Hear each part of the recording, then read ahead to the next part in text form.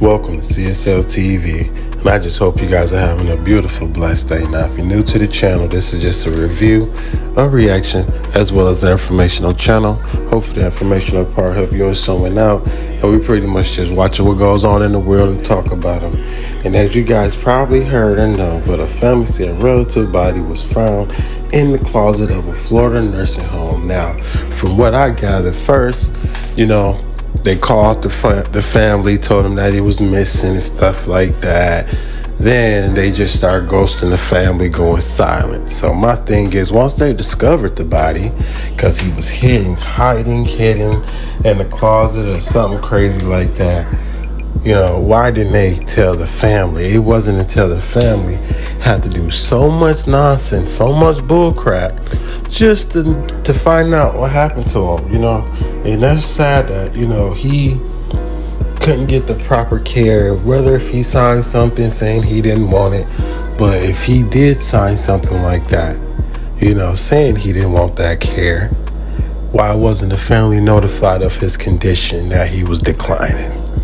But I don't want to make this intro too long. You guys see I got this from NBC News, so you can go over there, check out more information on this right here.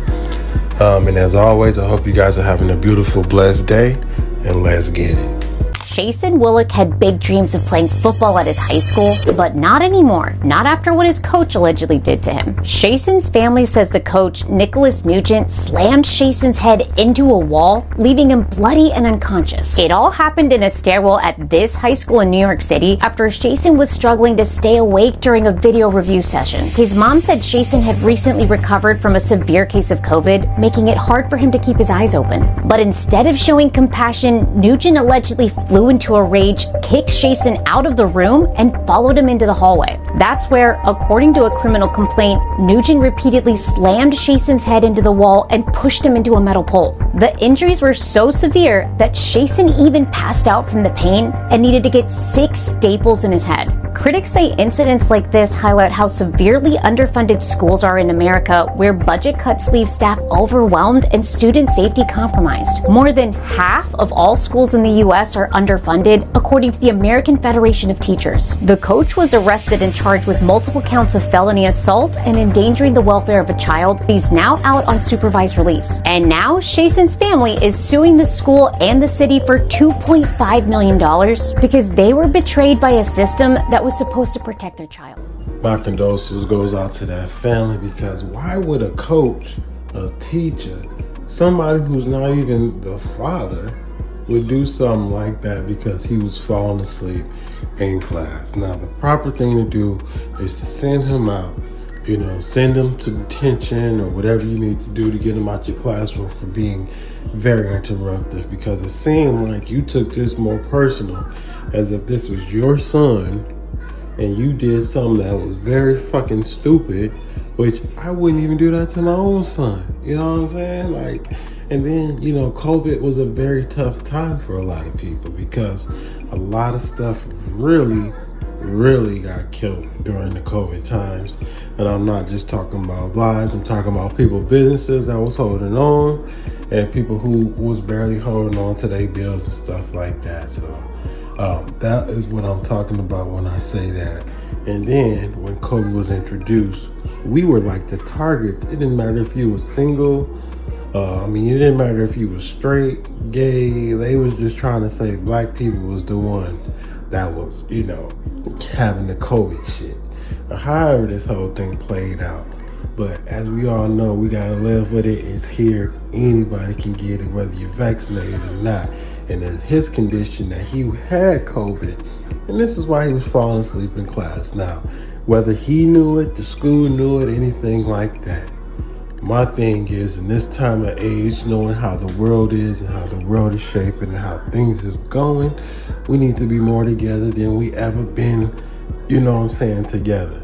And I'm not just talking about a black thing. I'm talking about all races, all different skin pigmentation of people, human beings, because we are human before we anything else, if you want to be specific. You know what I'm saying? So I just hate that 2 lives, families and friends are, heartbroken because of a stupid decision that could have been avoided if he would have did the right thing, the safe way, the right way, and the rules anyway. This story is horrifying.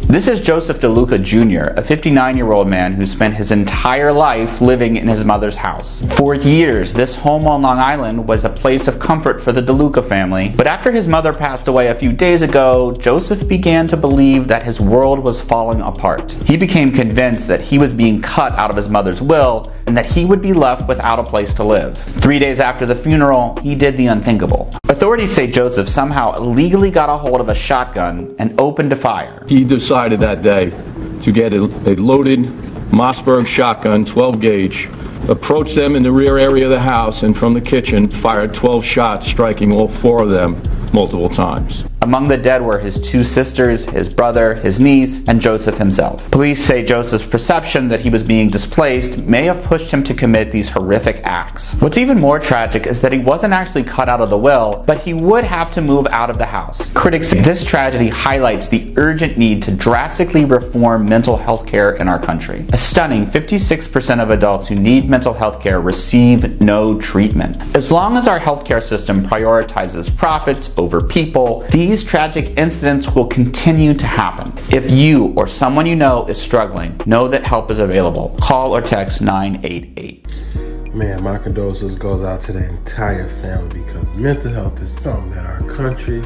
fuck that. Mental health is something that the world is going through. Just because, we've been faced with so much crazy stuff, so many this, so many that, hatred, racism, discrimination, all this and this. And I wonder if the son had issues or something anyway. That's why he was in the house for his entire life. Like, they didn't make him go out and be a man, or they didn't make him go out and be this or be that. But I think that, if they knew something was wrong with him or he was mentally challenged, they should have explained things. I felt like if they would explain things to him, maybe it would have made a difference, because why would he think that he's being left out when he was there? He's part of the family. He is the family.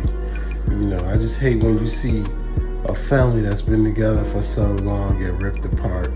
And definitely when you see family being ripped apart for this type of shit, it's just heartbreaking and sad, because if you don't have family, hopefully you have friends. But if you don't have either one, then your relationship with high spirits in a good, positive way is really all you're left with at the end of the day. So if you feel like you're going through something mentally, because we know mental health definitely played a part of this, go get some help or something like that. There's a lot of people out here that's willing to help. There's a lot of people that's willing to listen and understand, and maybe that could be, what you need.